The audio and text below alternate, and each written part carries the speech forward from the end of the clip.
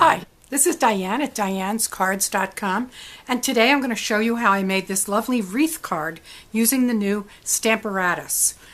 It's very easy. You're going to have fun doing this.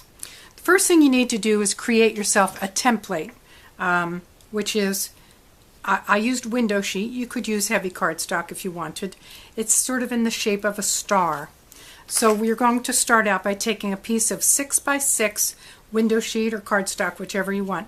Now, I've made a number of these now because if someone buys a Stamparatus from me, I'm giving them one of these templates. So I have these corners marked.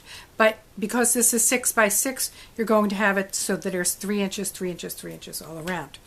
Now, you're going to take one of the largest square from the Layering Squares framelits.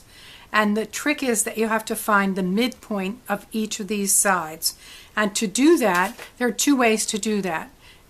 One is to use a centering ruler and then just give a little mark with a permanent marker. The other is to use this, if you don't have a centering ruler, and just try to figure out, have an equal distance. Let me make sure you can see this. An equal distance on either side here. And again, mark all 4 sides where the midpoint is. And you'll see in a second why that's important. So we're going to take this and we're going to line up these marks with the center marks on the grid paper. So I love this grid paper. So I believe that's it.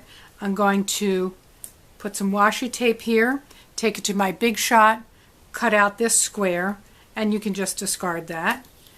And then I will go over to my Big Shot, and you could do either one first, it doesn't matter. This one's actually easier to line up.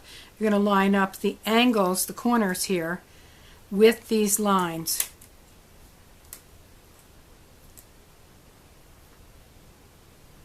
And again, go to the Big Shot, cut it out, and through the magic of video, you'll have something that looks just like this. I hope that you can actually see that on the screen here. I don't know if that helps. Maybe not. Anyway, that's what you need to create this wreath effect. You're going to take your Stamparatus, and I have, this one's pretty well used. I wrote 2 7/8 here because that's the size of this layering square that I used, that I've been using, just so I remember. And then I like to keep it in the same place all the time. So the first thing you want to do, and the stamps that I'm using are photopolymer, so of course I'm going to use my matte. And I add a little shimmer too here. Put that down, make sure it's bumped way up in the corner, get that down. And I put one magnet way up there so that this isn't going to move around. And then take a paper that I also cut out with the layering square, 2 7/8, and just put it in the template here. And put a magnet down, and I'm going to, when I do the layering, I always like to start with a lighter color. So we're going to start with Petal Pink and ink it up. And if you have colors that you have, the small squares from maybe your paper pumpkin kits, they're good to use. You don't get any ink on the paper, on this piece. So I'm going to do one. So you ink, move the paper, ink. See, I got some. And stamp. Now, I'm going to speed this up a little bit.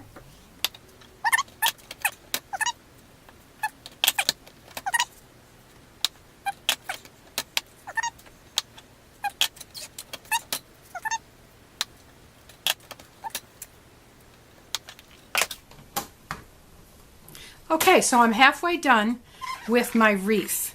I've got the first layer done. Now I have this one all set up, but all I would need to do is just place my stamp where I want it, press the Stamparatus down to pick up the stamp, and then I am all set. So we always want to close these so we don't have any tragedies. And this is Flirty Flamingo. Yes. So we place the paper, we ink, we stamp. Place the paper,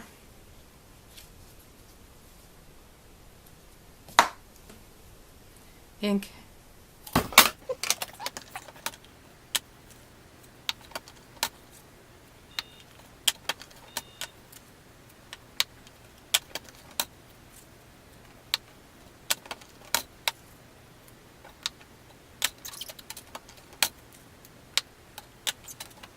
and we're done. Next, all you need to do is embellish and add it to your card.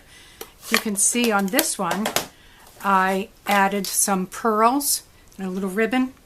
Some of them you don't need to add anything. You might want to add some other things. I'll get this out of the way. Here's one that I made with Coastal Cabana and Pool Party. These are, this was really an experiment. These are pretty large flowers, and you do have to make sure when you originally put them down, they're sort of at the edge. You're not going to get the whole thing. This one I really liked. This is Calypso Coral and Flirty Flamingo. And that is from the Abstract Impressions stamp set, as is this one. This one I already put some pearls in. This is Petal Pink and Flirty Flamingo. Both are from the Abstract Impressions stamp set. You have to have flowers that are not huge. As you can see, this was probably the limit of how big you can get. I might have actually been able to do every other one out to experiment. This is the flower from Colorful Seasons, and I thought that turned out kind of interesting. It might be nice in more fall colors. This is Calypso Coral and Petal Pink. So there are a number of different ways you can do this. I thought I had one more. Different colors, different flowers, and do a little experimenting, find out what you come up with. So I hope you've enjoyed that video today and that you'll figure out how to make this template. I hope that I made that clear for you. And join us for another video the next time. Thank you. Bye-bye.